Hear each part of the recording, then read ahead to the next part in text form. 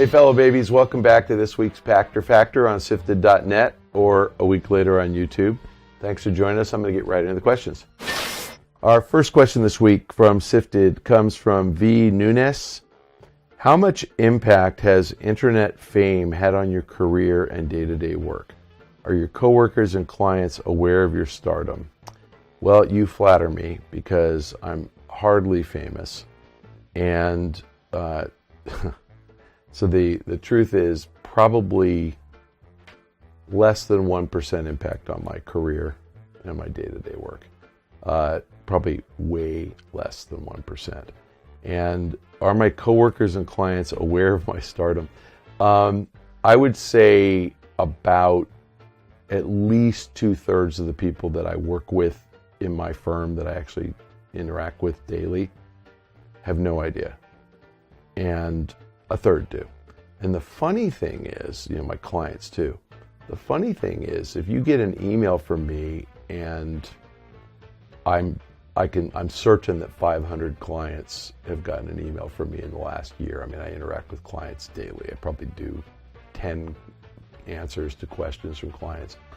Underneath my signatures, it says my signature, and it says Twitter, Pachter, Michael Pachter, and it says check out my show on YouTube, and it has a link to this show on YouTube.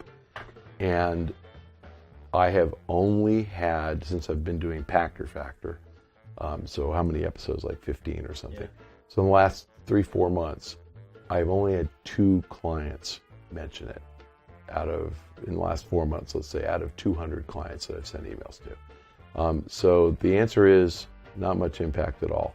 The 2 who mentioned it said, oh, this is great. Of the companies I cover, the only one that I've gotten a comment from is Electronic Arts. The investor relations guy just started watching Pachter Factor and said, oh, it's really funny. Oh, you're great. Very nice of him. But no, I think most people have difficulty in all walks of life looking past their nose. Now I will tell you a funny story because I love my coworker stories. You might ask, how do I know that they don't know? Because maybe they just wouldn't bring it up to me. I was in Texas a couple of years ago with our then Texas salesperson. I was walking through Dallas-Fort Worth Airport, and some kid, some 20-something-year-old young man, walked up to me and asked me if I was Michael Pachter, and my salesperson was like, what's going on? And then the guy asked the salesperson woman to take a picture of us together, me and the fan, and we did. And then the next 30 minutes, the salesperson's like, what's that all about? How does he know you? Why are you famous? And again, I'd probably been doing Pack Attack at the time for 2 or 3 years. But that salesperson worked there the whole time, had no idea. Then I was in Chicago about a year ago, about the time I stopped doing Pack Attack. Same thing happened on the street outside of Starbucks, whatever the main drag is, Wabash or something. Some guy in a suit walked up and asked for a picture, and my Chicago salesperson, who has worked here the whole time I've been doing Pack Attack and Pachter Factor, had no idea what's that all about. But my favorite, and since I know this guy doesn't watch the show, I know he's not going to hear me beat the crap out of him.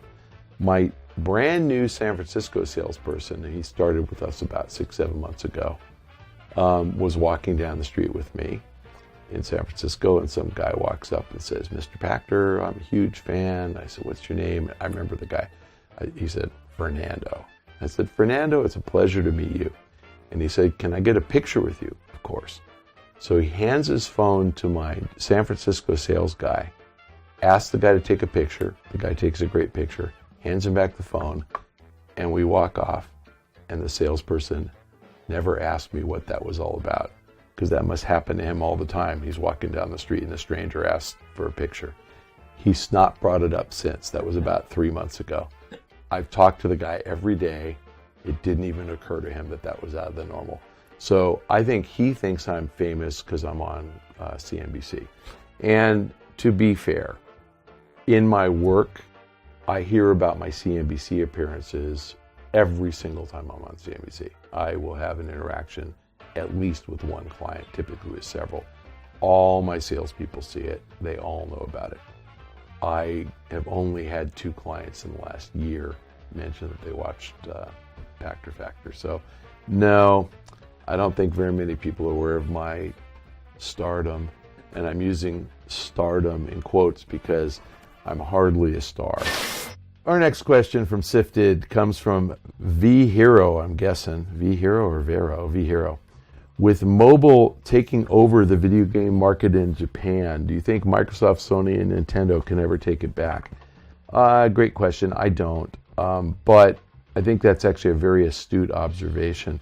Japan is about as good of a market to really think about that transition from console to mobile.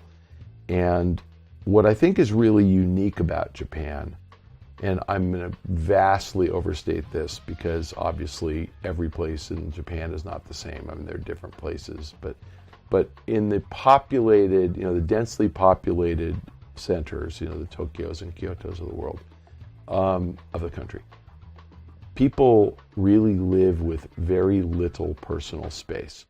So, again, I know everybody doesn't live in my lifestyle, but I have a giant house with 4 people in it. I have a 3,700 square foot house. There's a room that someone can go to and not deal with other people, always in this house. I know that most people who own homes live in 2,000 square foot houses with 4 people, 500 feet per person. In Japan, that number is probably less than half that much. The Japanese culture, the lifestyle is very small living spaces, and people are literally on top of one another. So there isn't a place to go and enjoy a console game and have the big screen TV and sprawl out on the couch because your grandma is sitting on the couch right next to you. No, I mean, I'm not making this blanket statement. There are clearly wealthy people in Japan who have big houses and big spaces, but the average Japanese probably has only a couple of 100 square feet, of space themselves, and that is just not conducive to console gameplay. It is conducive to mobile gameplay because you don't need to be there. You can take the mobile console with you. And I think it's why the 3DS and the DS did so well in Japan, because you could take them on the go. I think that's why mobile is doing so well. And no, I don't think that the console guys get it back. The one place I might be wrong is virtual reality. Because when you slap on a head-mounted display or even a cardboard, Google Cardboard, you're suddenly in this giant space. And to the extent that you don't really have to move very much to play those games, if you can do it with the hand controllers, but you're seeing tons and tons of space, you can be sitting on the couch next to grandma, and she's not going to care that you're moving around like a spaz. So my bias is that virtual reality is going to work surprisingly well in Japan, solely because of the space constraint, and consoles are going to probably struggle solely because of the space constraint. But the dynamic's different because Sony doesn't have the same kind of console penetration in Japan per capita that they do in the US or in Western Europe. So their Morpheus, whatever they call their VR, is not going to have as big a competitive advantage in Japan as it does in other places where PlayStation 4 has been really wildly successful. Okay, we got a question from SIFTD from Jenny Wu.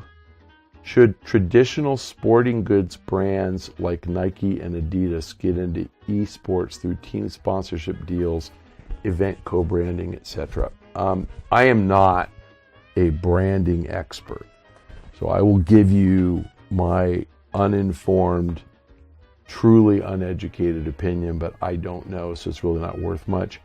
I think that the reason Nike and Adidas get into sports is because when you're watching NBA and LeBron is wearing Nikes, the swoosh shows on his shoes, and you can put LeBron in a Nike ad, and when you go down to the playground to play basketball, you got to wear LeBron James shoes, or Michael Jordan in my day. But we had to buy the authentic brand. And even though I know back when I wore my Air Jordans I wasn't jumping, even a third as high as Michael could jump. I think Michael had like a 47-inch leap or some crazy amount.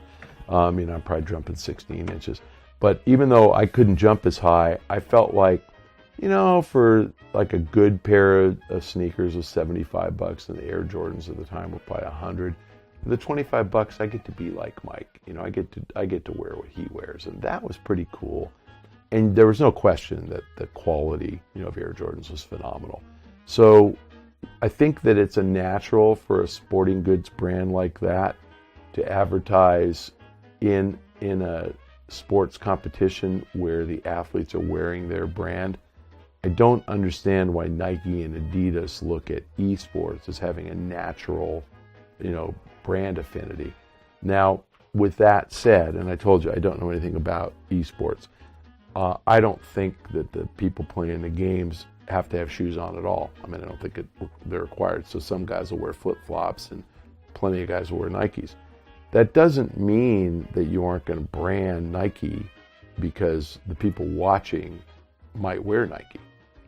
So if you look at race cars, sure they have Pennzoil, brands put on the cars, but they also have Pepsi, or Kentucky Fried Chicken.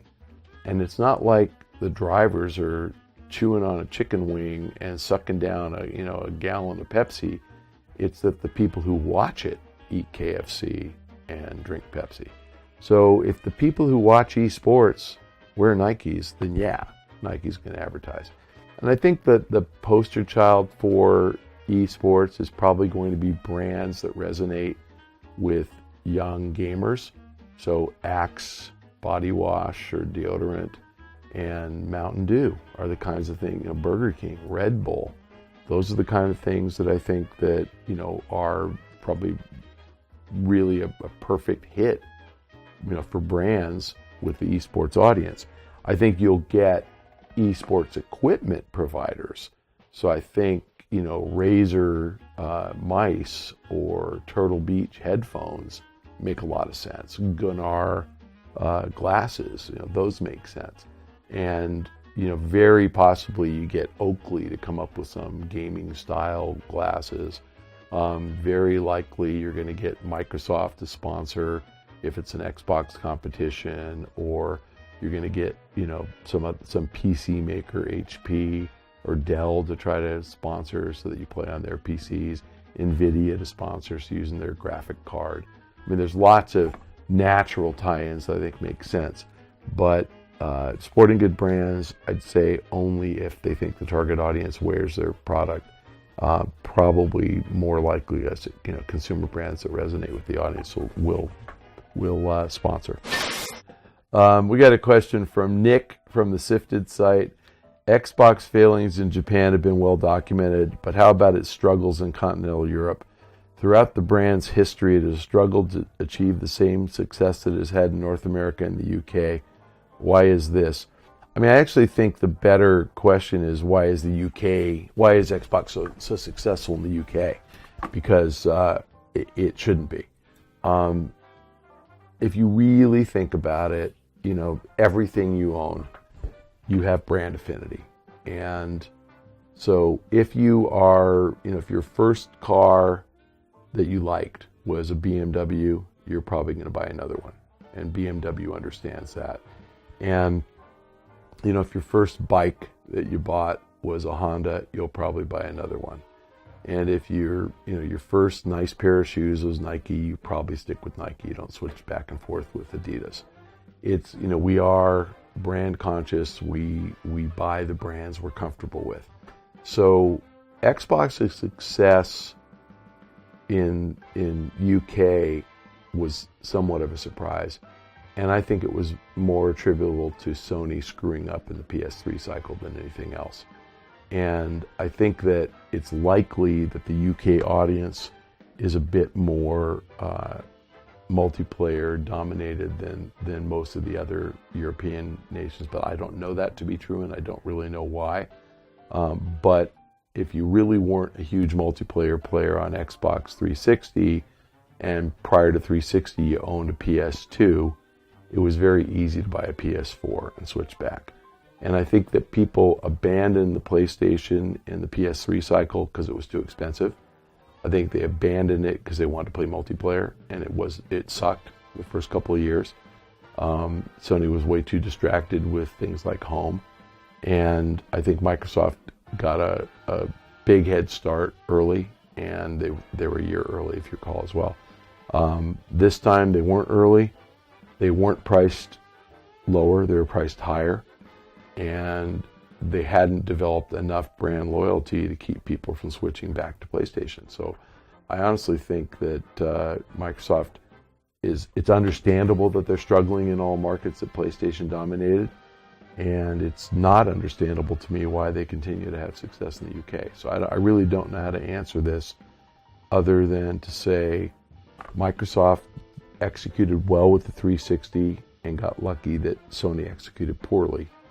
Sony executed phenomenally well with the PS4, and Microsoft started out making mistakes. Bundling Connect and charging $100 more was a mistake.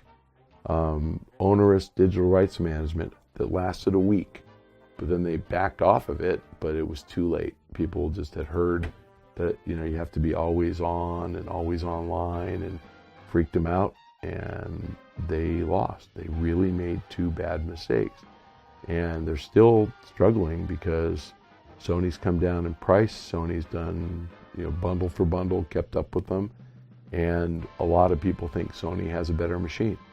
So clearly nobody thinks Sony has an inferior machine. I mean, at worst, I think people think they're equal. And a lot of people think it's better. And a lot of the reason they think it's better is they love the brand. It's like their first car. I will say my first luxury car was a BMW, and then I drove a Porsche. But honestly, I would drive a BMW in a heartbeat. I just wouldn't choose that over a Porsche. And so the way that I was convinced to switch is I bought a car that was much better. And that's the only way Microsoft can beat Sony, is to make a much better box. That is not happening this cycle.